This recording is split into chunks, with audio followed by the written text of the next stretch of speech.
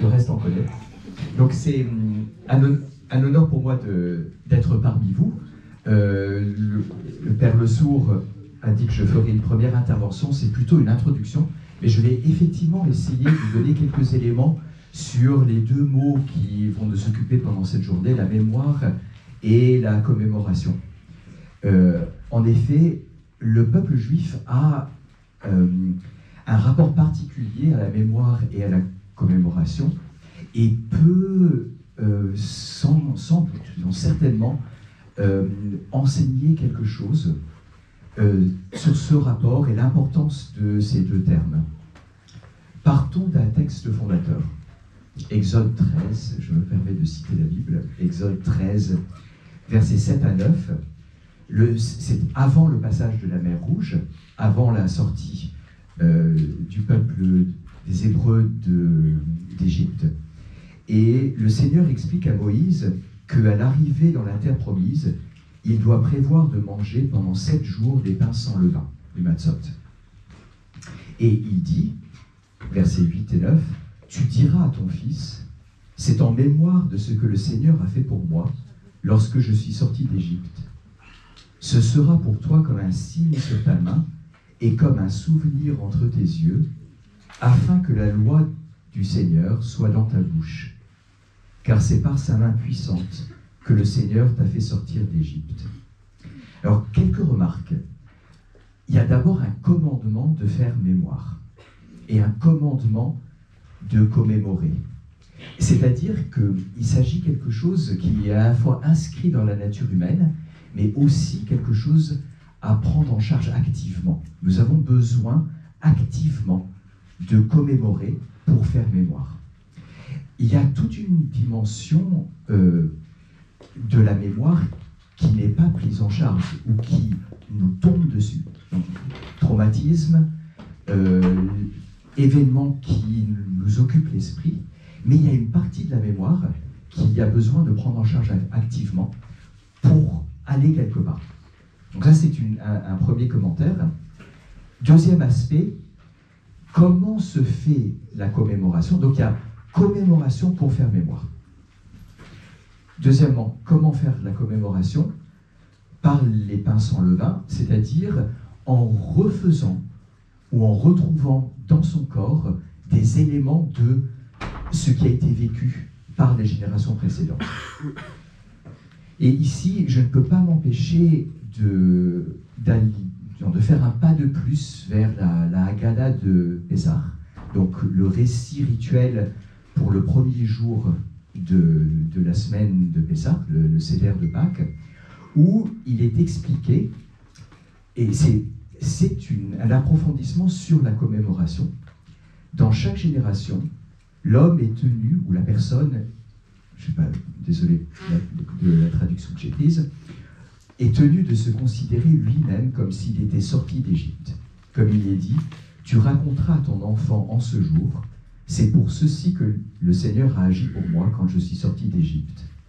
Le Saint béni soit-il, n'a pas libéré seulement nos pères d'Égypte, mais il nous a libérés aussi avec eux, comme il est dit, c'est nous qu'il sortit de là-bas, pour qu'il puisse nous emmener, pour nous donner la terre qu'il avait promise à nos pères. » Alors, il s'agit par la commémoration de vivre soi-même l'événement. Comme si, on pourrait discuter là-dessus, c'est à la fois pas exactement la même chose, on ne revit pas exactement la même chose, mais malgré tout, on entre dans cet événement. Et donc ça, c'est le deuxième élément. Et le troisième élément, pourquoi? Quelle est la visée de commémorer pour se souvenir?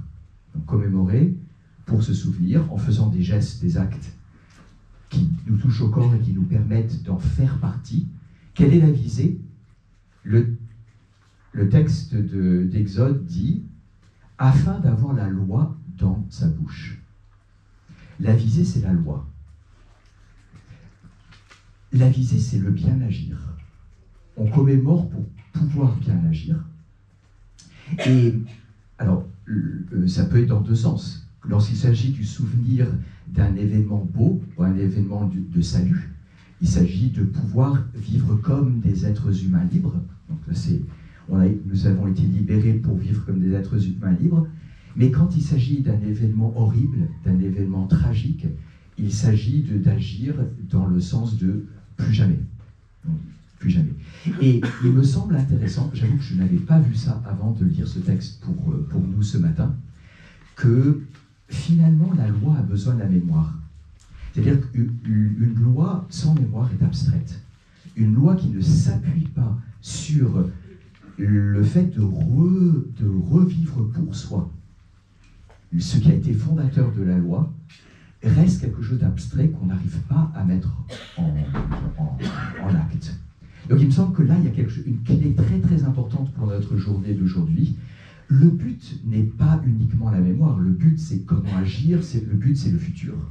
Mais on a besoin de s'appuyer sur la mémoire pour que la loi fonctionne, donc pour qu'on puisse la mettre en œuvre.